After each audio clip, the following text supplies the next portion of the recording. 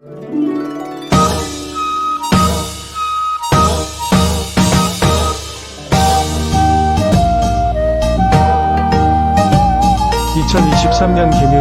개묘년 시작을 더국원 수락원 역사특강으로 전범위 한국사를 통해 내신과 한능검 시험까지 2마리의 토끼를 다 잡으세요.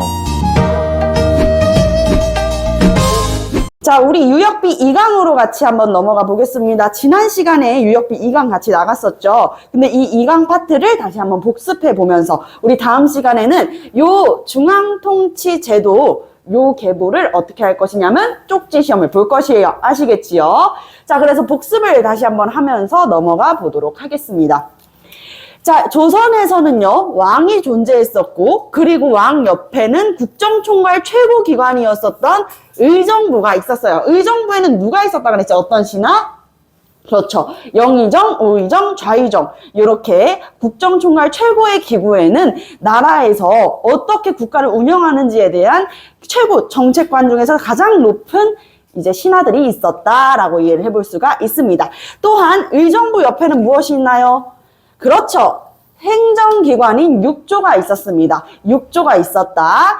자, 육조는요, 우리가 요거 발해사 할 때부터 당나라의 삼성육부제까지 같이 외워가면서 열심히 외웠었는데, 이조, 호조, 예조, 형조, 병조, 그리고 공조 또는 공부라고도 하지요. 자, 이호, 예병, 형공까지 이렇게 다 외워보았습니다. 자, 이조에서는 뭐 하는 기관이에요? 맞아요. 이조는요, 인사를 한다고 했어요. 이렇게, 안녕하세요. 이렇게 인사하는 게 아니라 뭐라 그랬었어요? 그쵸. 이 관리들의 인사권, 관리를 등용하고 채용하는 그 인사권에 대한 부서입니다. 또한 호조는요, 우리가 용돈을 받으면 어디에다 넣는다고요? 주머니. 맞습니다. 그래서 나라의 재정을 담당하는 기구구나라는 것을 알 수가 있었고요. 예조는 뭐 하는 곳이었어요? 예의를 갖추다 그랬어요. 왕한테는 당연히 예의를 갖춰야 되는 거고, 얘들아. 누구한테 예의를 갖춰요? 그렇죠. 다른 나라 사신한테 예의를 갖추는 거야. 우리가 이거를 두 글자로 외교라고 합니다. 외교. 자, 형조는요, 형량을 내린다. 형벌, 뭐, 징역 몇 년, 땅땅땅. 이렇게 하는 거 뭐예요? 그렇죠. 나라의 사법기관이었던 것이죠. 병조는요, 병사. 한마디로 군사를 담당하는 기구였었구나라는 거 알 수 있고요. 공조 또는 공보는 나라의 토목, 그리고 건축을 담당하는 기구였구나라는 것도 알 수가 있습니다. 자, 요렇게 6가지의 육조를 같이 한번 확인을 해보았어요. 그래서 우리가 지난 시간에 짤막하게 같이 한번 해봤었는데, 왕이 있고 왕명이 의정부에서 필터링을 거쳐가지고 육조까지 간다고 했었잖아요. 그죠? 그래서 왕명이 의정부에서 육조까지 간다. 요게 무슨 제도예요? 요렇게 해가지고 2차례 걸쳐가지고 하는 거. 의정부 서사제.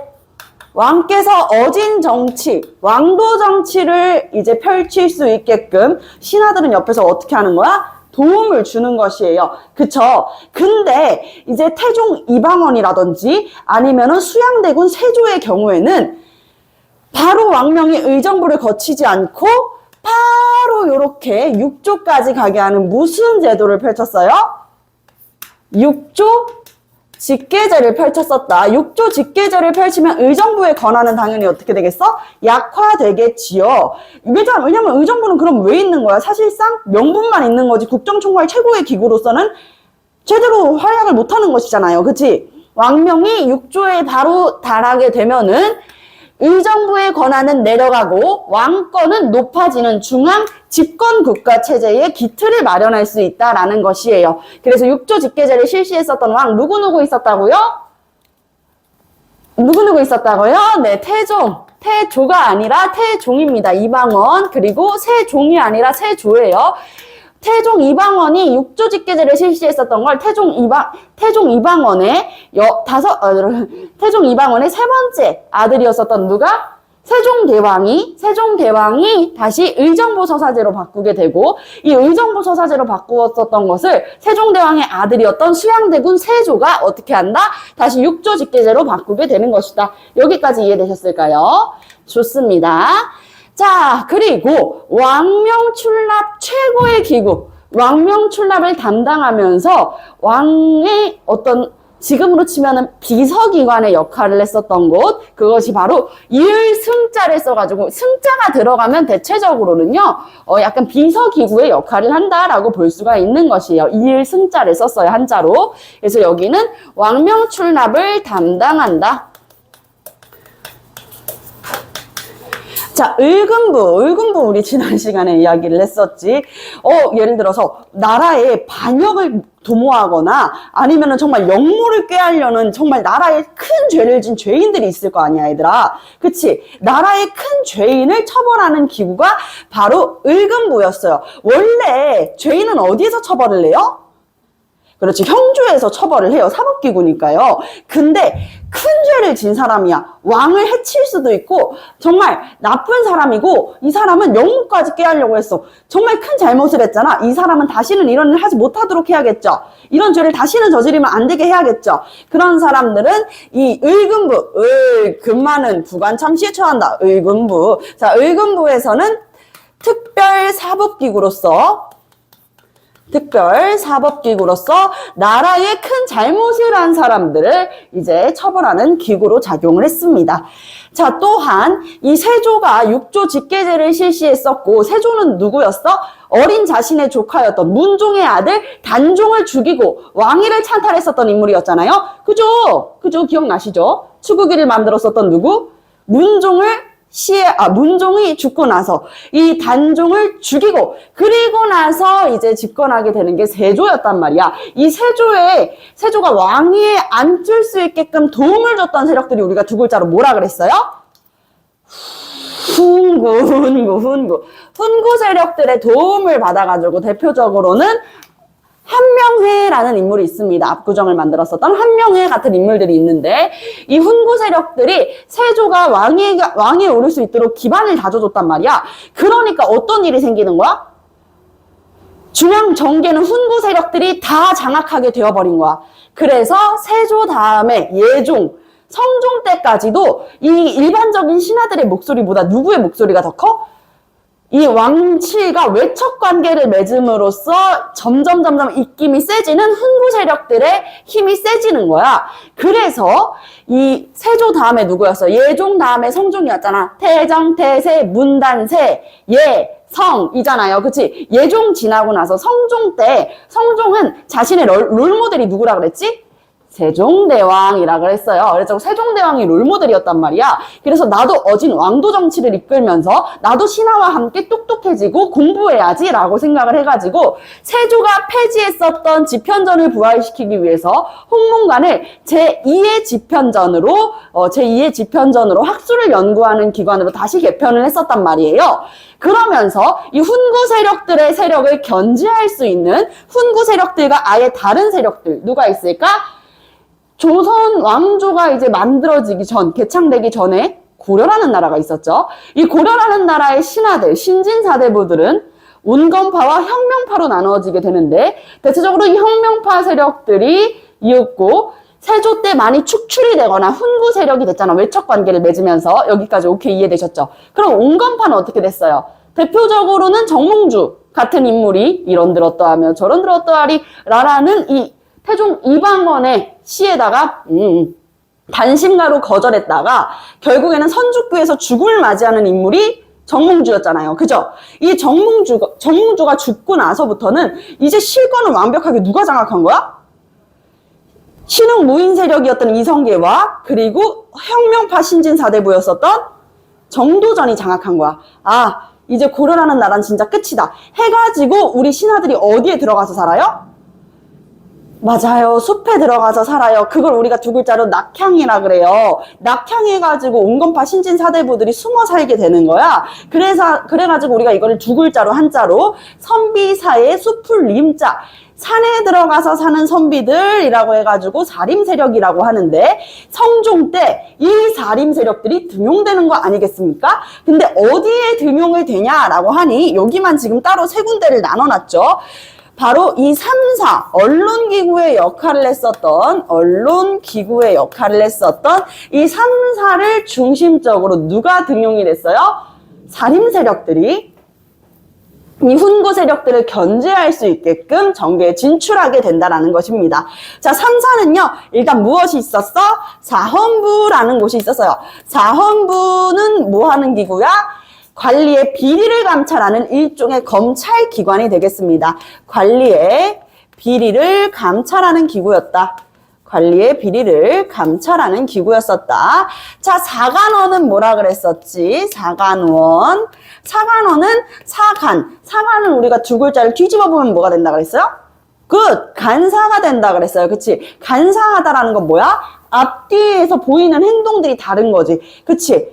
선생님이 예를 들면은 이렇게 아니야, 나를 예시로 들지 말자. 나 말고 만약에 우리 찬이가 우리 이 학급에서 가장 무서운 학생이야.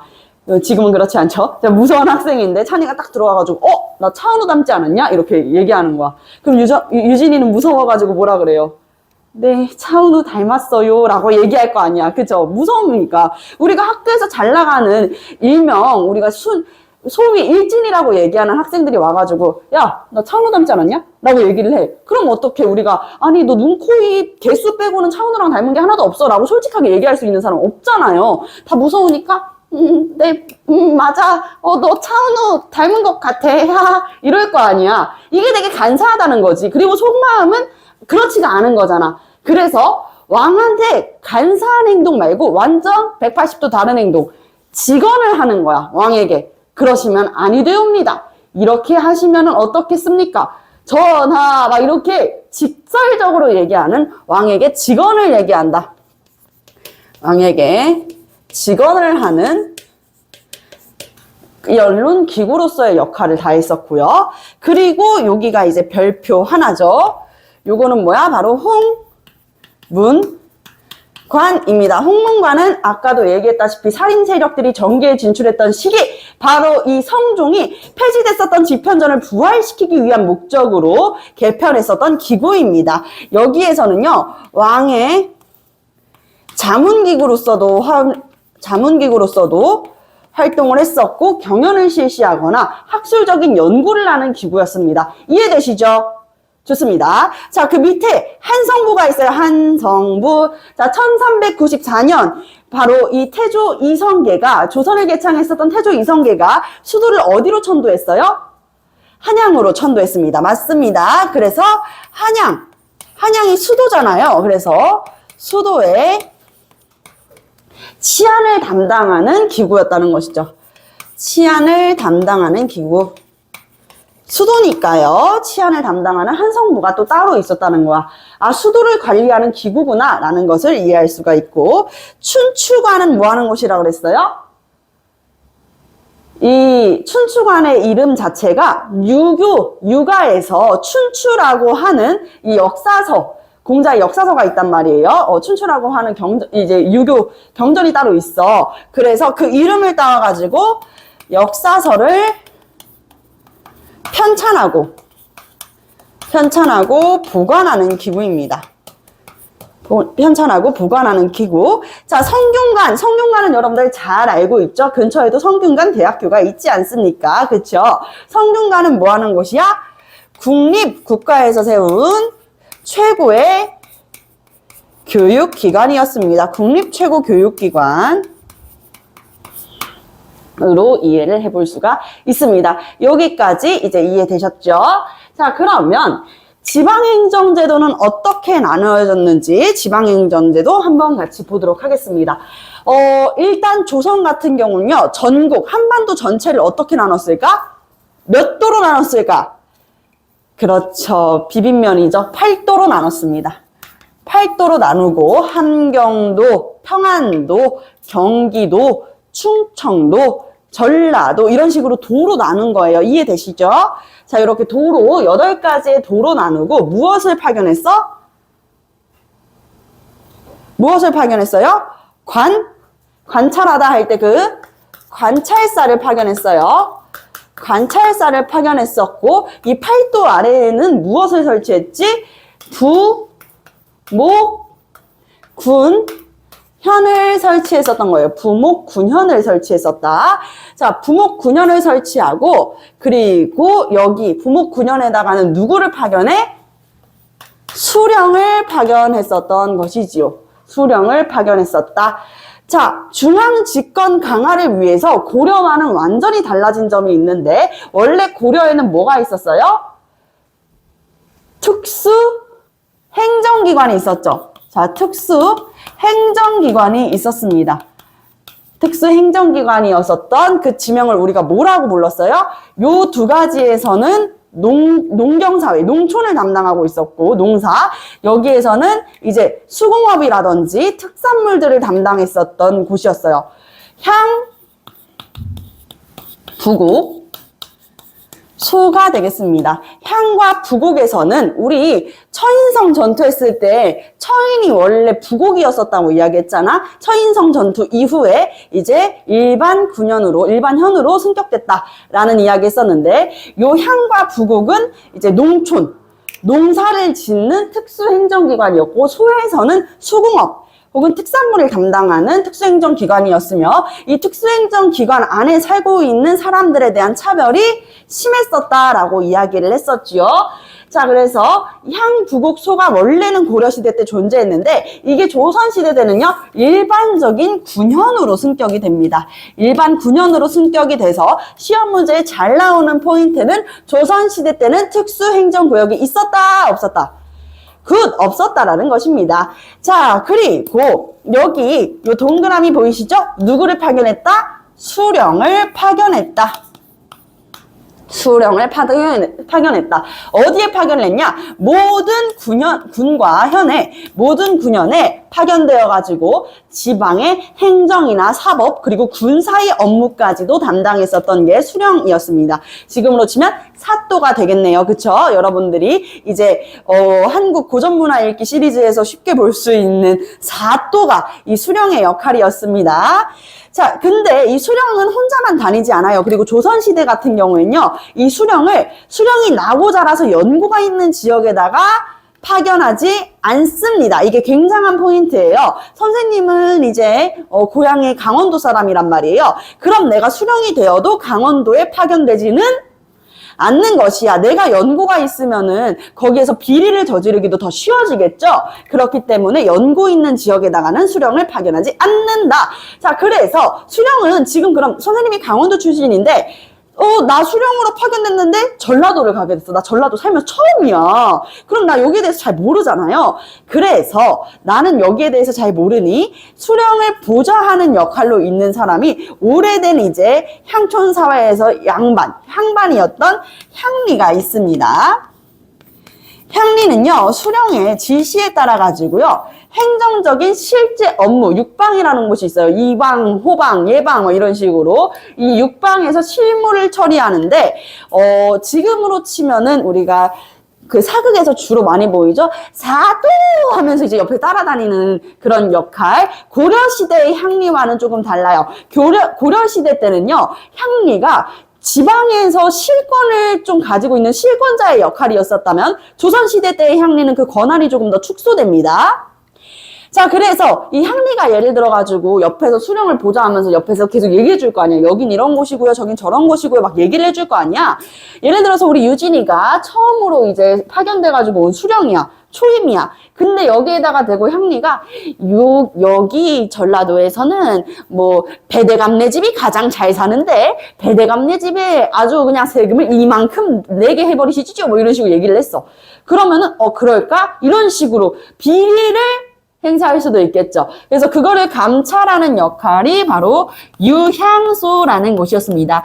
유향소는요, 집안 양반들로 구성이 되어 있어가지고요, 수령을 보좌했어요. 수령을 보좌하면서 누구의 비리? 향리의 비리를 감찰하는 역할로 존재했었던 오래된 집안 양반들 유향소입니다. 집안 양반들의 자치기구라고 볼 수가 있겠습니다. 그래서 이 집안 양반들로 구성되어 있던 유향소에서는 수령을 보좌하는 역할 또는 향리를 감찰하는 역할 이외에 무엇을 했냐라고 물어본다면 이것을 볼 수가 있어요. 유교 질서로 백성들을 교화하려고 했어요. 그래서 향촌 사회의 자치 규약이 되는 향총사회의 약속인 거야. 향양이라는 것들도 실시하기로 했습니다. 이거는 다른 파트에서 선생님이 다시 한번 구체적으로 설명드리도록 할게요.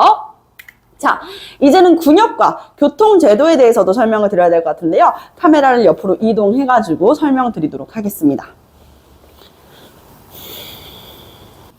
자, 이번에는 이제 3강의 내용으로 같이 한번 넘어가 볼게요. 3강 안에서는요, 일단 군역과 교통제도를 먼저 설명하면서 이어지고 있습니다. 자, 군역입니다. 군역은요, 우리가 군사의 의무를 지는 거야. 국방의 의무를 지는 거지. 우리나라 같은 경우에는 이제 아직까지는 휴전국가로서 징병제의 의무가 있잖아요. 그래서 만 19세 이상의 남자들은 다 어디를 가야 돼요? 군대를 가야 하죠. 요것도 유사하게, 조선시대의 군역도 유사하게 16세, 선생님 왜 16세요? 너무 어린 거 아니에요? 라고 할 수 있겠지만 조선시대의 성인의 기준이 16세였기 때문입니다. 16세부터 60세까지 누구한테 무엇을 준다고 그랬었어? 태종 이방원 때? 호패라는 것을 준다고 그랬었잖아요. 신분증이 되는 호패.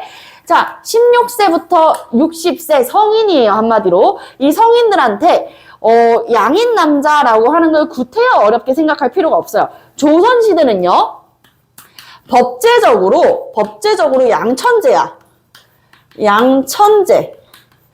양천제가 무엇이냐? 양인과 천민으로 나뉘어지는 거야. 천민은 사람 취급되지가 않아요. 일종의 노비, 이런 사람들은, 사유재산으로 취급이 되지 사람으로 취급되지는 않았었다는 거야. 그럼 양인 안에 무엇이 있냐? 양반도 있고 상민도 있고 평민도 있고 이렇게 되는 거예요. 그래서 사실은 자신분제도인데 이것은 사실 법에 나와 있진 않잖아. 그래서 법제적으로는 양인과 천민으로 나눠진다. 이 양인 안에는 평민도 있고 상민도 있고 그리고 양반도 있는 것이다.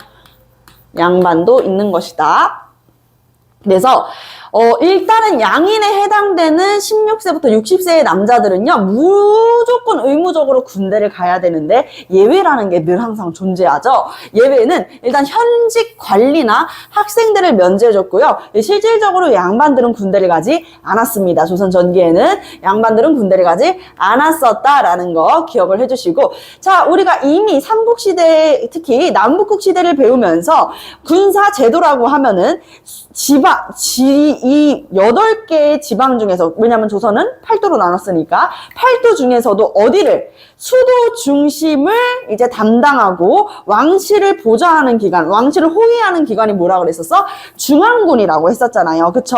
여기는 수도, 왕실을 어떻게 하는 거야? 호위하는 기관이었던 거야. 그게 바로 중앙군의 역할이고, 중앙군은 오위라고 하는 중앙군이 있었습니다. 이거는 조선 전기 때 이야기고요. 조선 후기 때, 양난 이후에, 정확하게는 이제 임진왜란 이후에, 임진왜란 후부터 우리가 조선을 가운데 기점으로 놓고 조선 전기와 후기로 나누거든요.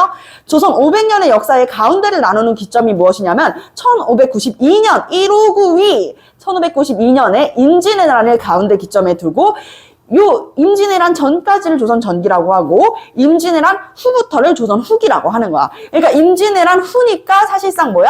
조선 후기 때 보겠죠. 조선 후기 때는요, 오군영이라고 하는 직업 군인 제도가 있었습니다. 굉장히 임진왜란 때 보면은 우리나라가 파죽지세로 초반에는 밀리게 돼. 선생님과 수업을 통해 가지고 알게 되겠지만 처음에는요, 부산부터 막 함락되면서 토토토토토 계속 올라온단 말이야. 순식간에 우리 수도였었던 한성까지도 함락되고 말아요. 어쩌다가 이런 일이 벌어지는 거죠, 선생님? 왜냐면 너무 이제 200년 동안 평화가 길어지다 보니까 우리가 군대의 필요성을 크게 못 느껴요. 농명일치 사회였던 거야. 그래서 이 양인들도 내가 만약에 군대를 가야 돼? 야, 그럼 너 나 대신 군대 가 하면서 돈을 주면서 돈 줄 테니까 군대 대신 가줘. 이런 것들이 많이 성행했었단 말이야. 그러니까 지금 당장 이제 곡식이나 이제 재산이 좀 필요한 사람들은 어떻게 했겠어요? 군대를 대신 가게 되는 일이 생기는 거야. 그러니까 국방에 구멍이 크게 날 수밖에 없었던 것이죠. 그렇지? 국방력에 구멍이 크게 났던 상태였어. 그래서 임진왜란을 경험하고 나서부터 어떻게 된 거야? 오군영이라고 하는, 아니 진짜 농병일치 말고 군인이 되는 전문적인 군인들을 양성하려고 했었다. 오군영 제도. 오군영은 나중에 설명하겠지만 훈련 도감. 훈련이 아닙니다. 훈련 도감. 도감은 하나의 기구, 관청이라고 이야기를 했었죠.